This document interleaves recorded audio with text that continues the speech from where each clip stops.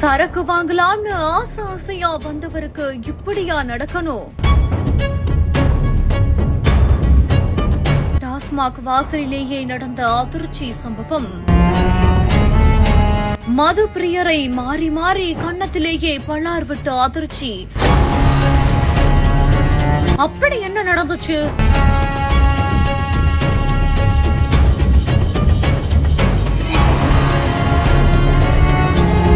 கும்பகோணம் அருகே தாராசுரத்தில் இயங்கிட்டு வரக்கூடிய அரசு மதுபான கடைக்கு நேற்று முன்தினம் இரவு நேரத்துல மதுப்பிரியர் ஒருத்தர் மதுபானம் வாங்க வந்திருக்காரு.